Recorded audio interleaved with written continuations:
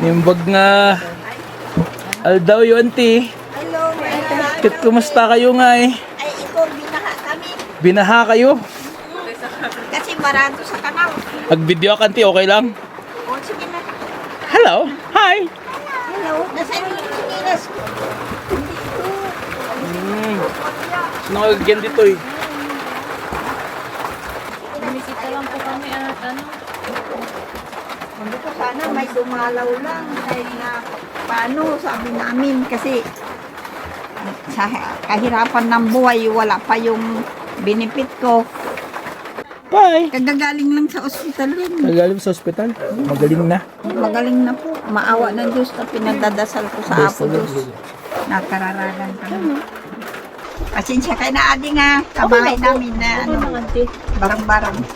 Hindi kami kararagan na kayo. Tapos kitaan nyo, hindi masapol yung batot nung absobli kami ng makatulong. Ano, tulungan kami kahit na kunting makain lang. Kung ano ta, awang pay ito dali barangay. Marigatan kami tata. Minsan ajay karoba may mga iti kang kanong ni. Kaya yun ang kakaragan namin sa Diyos. Sana may bumaba. Ayun. May bumaba na. May bumaba. Nabilib na kayo ni Apo. Oo, may Apo Diyos. Diyos, maraming salamat po. So Lord, we commit them to your hands. We pray that you bless them in Jesus' name. Jesus name. Amen. Auntie. Maraming salamat po.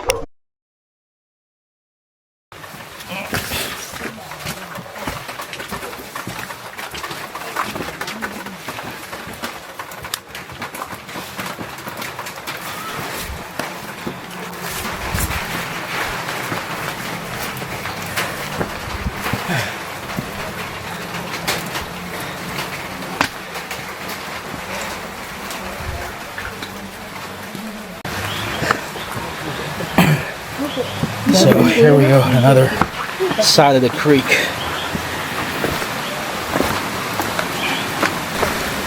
Probably wondering why people would build their homes like this in this part of town.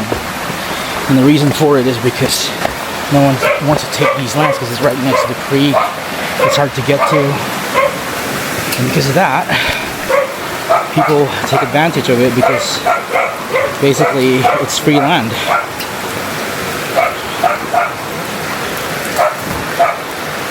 It's not actually free, but no one else will claim it because why would you build here? It's right next to danger. But that just shows how desperate times call for desperate measures and how people are so desperate just have a place to stay in. They'll do something about it. Nandyan yung ash niya? Opo. Talaga? Opo. Sabi ko kasi yung Ate Claire sa amin yung last ilalagay din daw dyan mismo. Oh, ayun.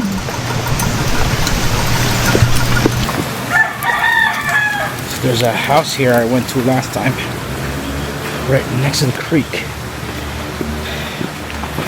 I wonder if it's still there. Yep, it's still there.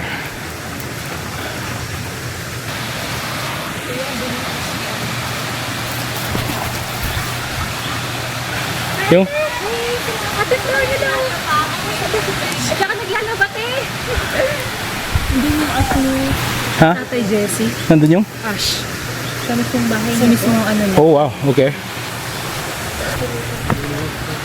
Hi ate. Hi. Maganda ate. Maganda. Nakam sa ubog. Si Richard nandyan? Wala? Talaga?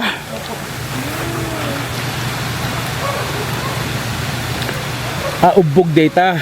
Opo, yan po yung inayos namin sa walang tubig ng ilang araw. Okay. Hey, Ate Flor. Hi. How are you? Kasi baby, ang sisipag niyo naman umuulan. Parang hindi umabagyo ah. Kasi last time, nung nagpunta kami dito, sino ba nakatira dyan natin? Sila Tere. Dito? Opo. Kasi sabi niya sa akin, yung bahay niya na wash out daw dati. So, gusto namin i-check kung kumusta ba, okay lang kasi ang lakas ng ulan nung ilang araw. Oo nga eh. Baka may nangyari na. Okay naman. Buhay sa awan ng Diyos. Dati tapos dito. Kaso May nalas. bahay dati dito. Oo, dati yun. Dati yun. Na-wash out. So doon po kayo lumipat. Bago lang naman. You're here, Panginoon. Kasama ka nila, Lord. In every step of the way, Panginoon. Lord, would you also provide every need? Your dad? Side. Inside? Yeah. Can you go call him?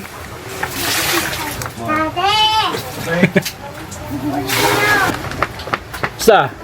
Hello. Hello. What's your name? Raven. Jaden. That's a good name. What about you? What's your name? You're my dad. Yeah, what about you? What's your name? That's your dad! Maboy! Pabira, boss. Dumaan lang kami para check namin kung buhay ka pa eh. Ilan anak mo? Anim po sila lahat. 6 lahat? Isa na lang, lalaban na. Kaya pa kay daddy. You know, your dad and I were friends long time ago. Kulang pa. Kulang pa, isa pa. Kulang pa sa sakit ng ulo. Sergio. Sana lang, Chad. Nalaban mo talaga. Nilagyan po namin ng sandbag para mas ma-divert yung tubig doon. Kaya yun po yung part Ah. So na-wash out to. So they put sandbags and diverted the water to go over here.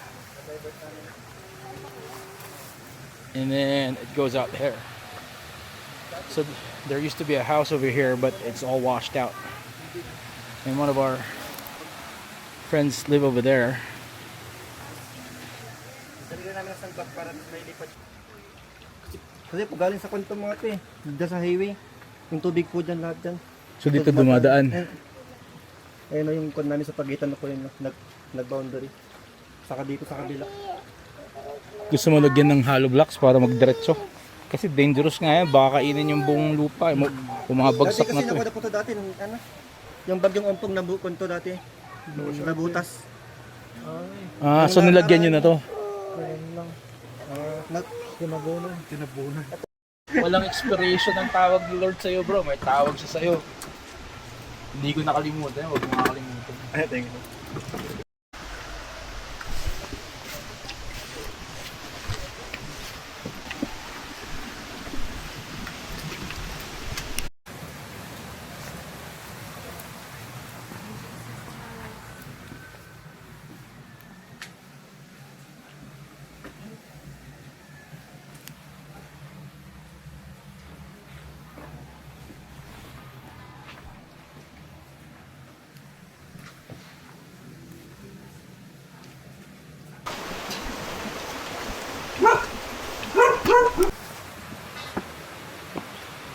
So this space right here is where you have our kids outreach Every Sunday. on Sundays. Right here. This space right here. This parking space right here. Hi! Joy Joy. Ang ganda. Mahirap naman hindi gumanda. Hi! God bless you guys.